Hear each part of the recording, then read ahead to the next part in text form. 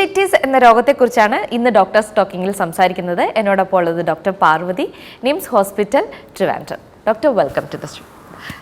Doctor, ഒരു ന്യൂറോളജിസ്റ്റിനോട് ചോദിക്കാൻ പറ്റിയ ഒരു ക്വസ്റ്റ്യൻ തന്നെയാണ് ഇന്ന് ഉള്ളത്. മെനിഞ്ചൈറ്റിസ് എന്ന് പറയുന്ന രോഗം മിക്കവാറും ഉള്ളവർക്കെല്ലാം ഇപ്പോൾ ഉള്ള ഒരു പ്രശ്നം തന്നെയാണ്. ഇപ്പോൾ കൂടുതലും കണ്ടുവരുന്നുമുണ്ട്. അപ്പോൾ എന്താണെന്ന് അതിനെക്കുറിച്ചുള്ള ഒരു അവയർനെസ് കൊടുക്കാൻ വേണ്ടിയിട്ട് ഡോക്ടറിന് പറയാനുള്ളത് എന്തായിരിക്കും? മെനിഞ്ചസ് എന്ന് പറഞ്ഞാൽ നമ്മുടെ ബ്രെയിനിന് ചുറ്റും ഒരു ആവരണമുണ്ട്. മെനിഞ്ചസ് 3 ലെയറുള്ള ഒരു ആവരണമാണ്. നമ്മുടെ ബ്രെയിനിന് പ്രൊട്ടക്ഷൻ ആയിട്ടുള്ള ഒരു ലെയറാണിത്.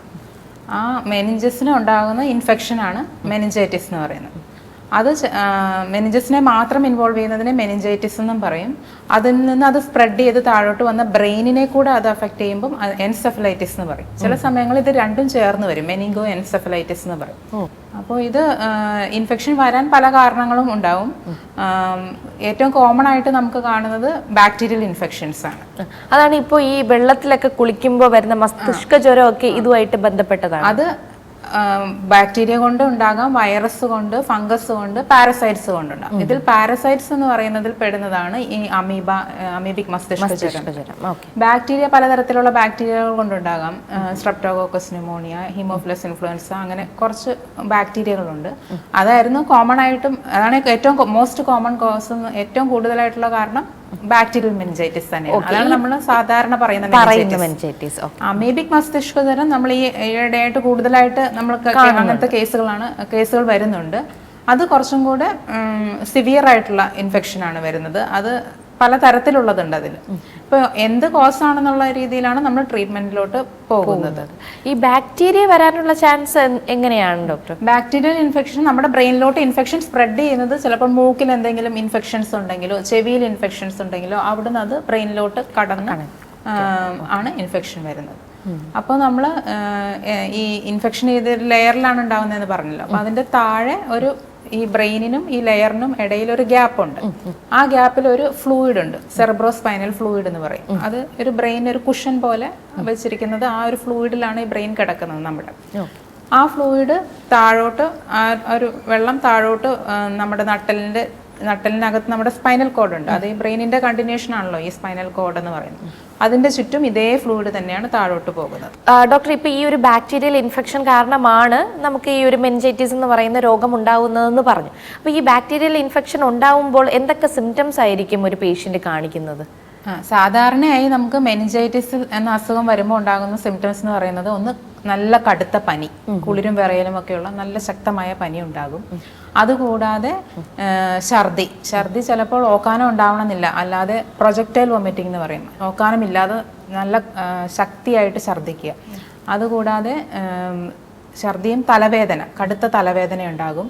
കൂടാതെ കഴുത്തിന് വേദന, കഴുത്ത് അനക്കാൻ പറ്റാതെ കഴുത്തിനൊരു സ്റ്റിഫ്നെസ് പോലെ അനുഭവപ്പെടുക.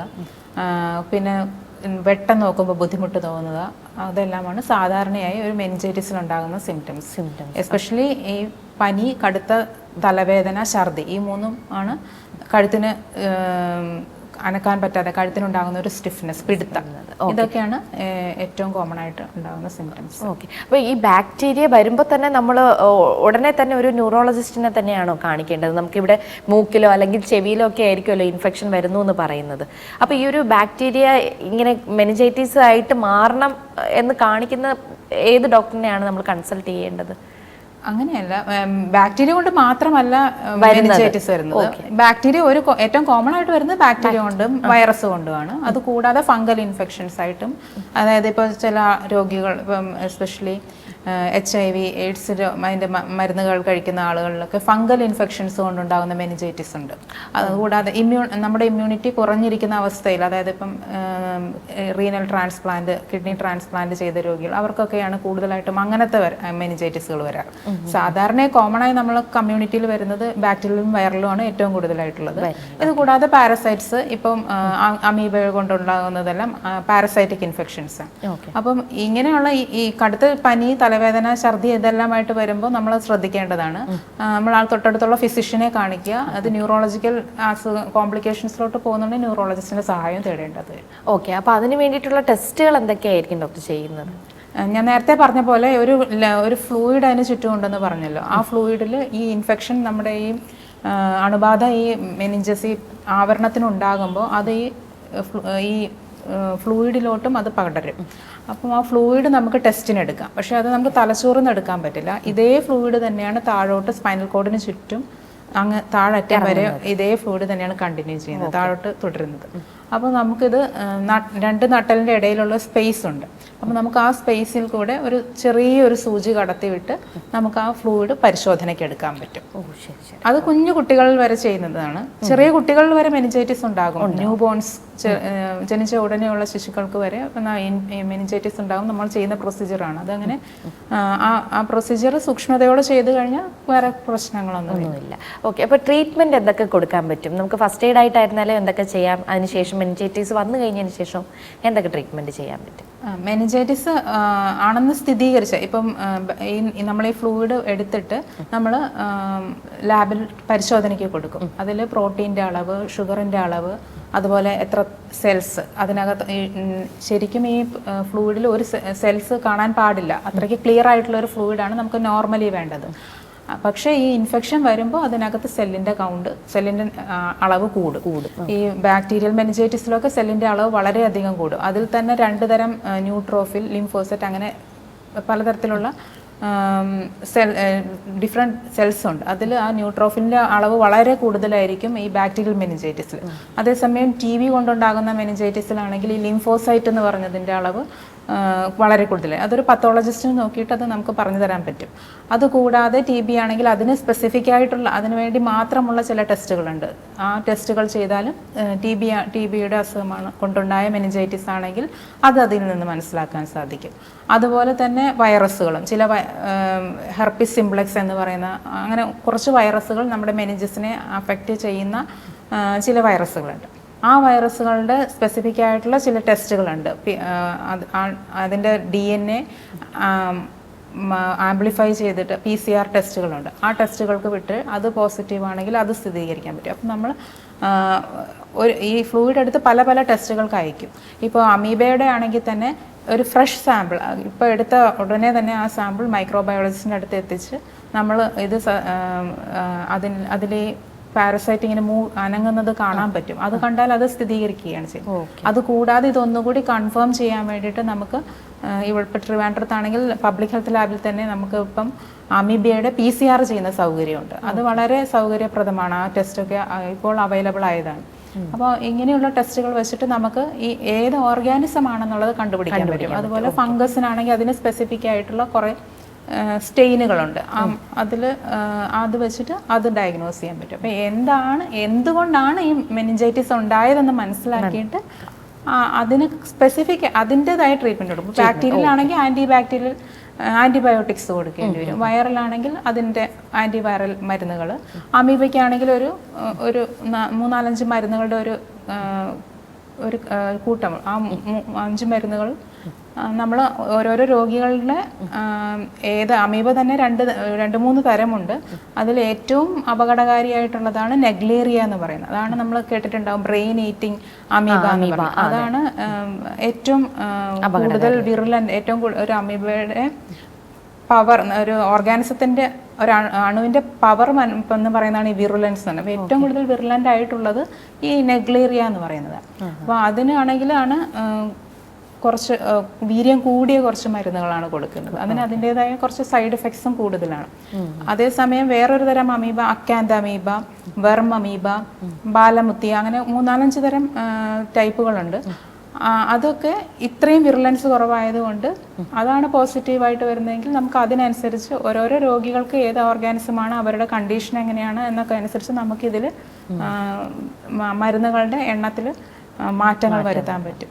കാരണം ഇത് ഈ ചില മരുന്നുകൾക്ക് നല്ല സൈഡ് എഫക്റ്റ് ഉണ്ട്. കിഡ്നിക്ക് ബുദ്ധിമുട്ടുകൾ ഉണ്ടാക്കാം, കൗണ്ടുകൾ കുറയാം, അങ്ങനെ ഒരുപാട് ഇത് ഉള്ളതുകൊണ്ട് നമ്മൾ അമീബയുടെ ട്രീറ്റ്മെൻറ്റ് എടുക്കുമ്പോൾ അത് ഓരോരോ രോഗിക്കും ടൈലേർഡ് ആയിട്ടായിരിക്കും നമ്മൾ ട്രീറ്റ്മെൻറ്റ് കൊടുക്കുന്നത്. അവർക്ക് കൊടുക്കേണ്ടതായിട്ടുള്ള മരുന്നുകൾ കൊടുത്ത് ആണ് ചികിത്സിക്കുന്നത്. ഡോക്ടർ, ഇപ്പോൾ ഒരു പ്രാവശ്യം മെനിഞ്ചൈറ്റിസ് വന്നു കഴിഞ്ഞ രോഗിക്ക് വീണ്ടും വരാനുള്ള ചാൻസ് ഉണ്ട്? ചില സാഹചര്യങ്ങളിൽ വരാറുണ്ട്. അത് എസ്പെഷ്യലി ചില ആളുകൾക്ക് മൂക്കിനും ഈ നമ്മുടെ ബ്രെയിൻ്റെ ഇടയിൽ ഒരു നേർത്ത ഒരു ബോൺ ലെയർ ആണുള്ളത്, ക്രിബ്രിഫോം പ്ലേറ്റ് എന്ന് പറയും. അതിന് ചില ആളുകൾക്ക് പൊട്ടലുകളൊക്കെ വന്നിട്ട് മൂക്കിൽ നിന്ന് തുള്ളി തുള്ളിയായിട്ട് ഈ CSF ലീക്കേജ് ഉണ്ടാകും. CSF എന്ന് പറഞ്ഞാൽ ഈ പറഞ്ഞ ഫ്ലൂയിഡ്, ഈ ചുറ്റും ബ്രെയിനിന് ചുറ്റുമുള്ള ആ ഫ്ലൂയിഡ് ഈ മൂക്കിൻ്റെ മുകളിലുള്ള ബ്രെയിനിൻ്റെ താഴെയും ആ ഫ്ലൂയിഡ് തന്നെ ഉണ്ടാവും. അത് താഴോട്ട് ലീക്ക് ചെയ്യുന്നതിനാണ് CSF റൈനോറിയ എന്ന് പറയും.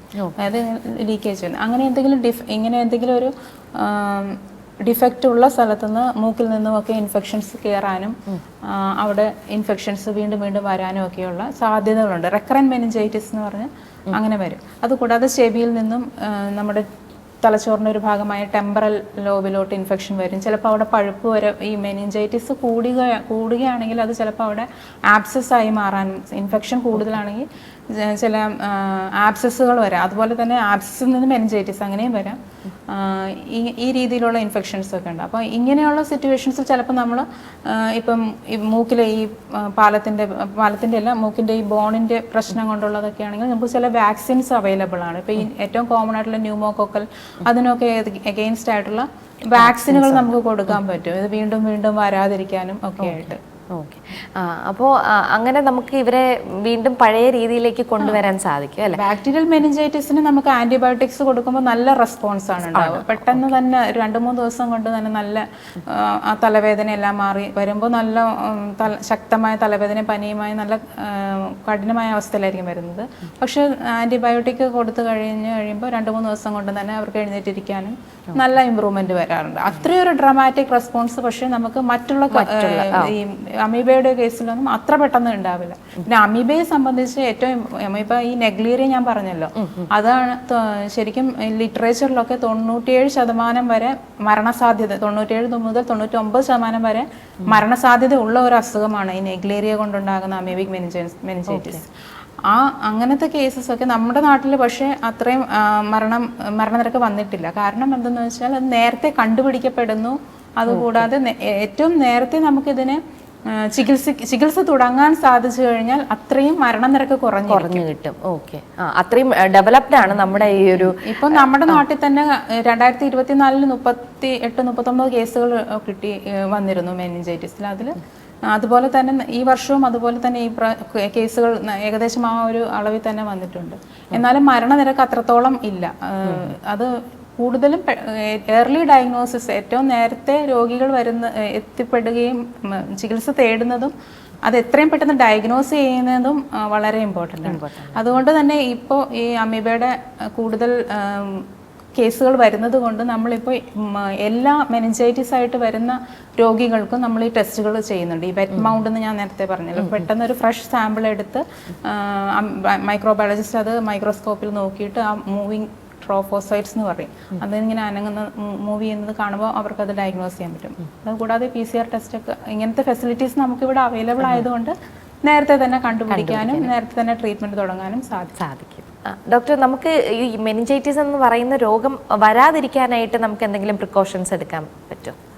ഇപ്പോൾ ബാക്ടീരിയലൊക്കെ ആണെങ്കിൽ ചെറിയ ഇൻഫെക്ഷൻസ് വരുമ്പോൾ അപ്പോൾ തന്നെ ട്രീറ്റ്മെൻറ്റ് എടുക്കാം. ഇപ്പോൾ ഇതുപോലെ എന്തെങ്കിലും കാരണം കൊണ്ട് വീണ്ടും വീണ്ടും വരുന്ന മെനിഞ്ചൈറ്റിസ് ആണെങ്കിൽ വാക്സിൻസ് എടുക്കാം. ഇങ്ങനെയുള്ള കാര്യങ്ങൾ ചെയ്യാൻ പറ്റും. അമീബയുടെ കേസിലാണെങ്കിൽ ഇത് കെട്ടി നിൽക്കുന്ന വെള്ളത്തിൽ ആണ് അമീബ കൂടുതലായും വളർന്നു വരുന്നത്. അതിൽ തന്നെ ഈ നെഗ്ലേറിയ എന്ന് പറയുന്നത് കുറച്ച് ചൂടുള്ള വെള്ളത്തിലാണ് അത് കൂടുതൽ തെർമോഫിലിക്കാണ്. അപ്പോൾ അത് വെള്ളം കുറച്ച് ചൂടായി കിടക്കുമ്പോഴാണ് അത് കൂടുതലായിട്ടും വളരുന്നത്. അപ്പോൾ അങ്ങനെ കെട്ടിക്കിടക്കുന്ന ജലാശയങ്ങൾ ക്ലോറിനേറ്റ് ചെയ്യണം.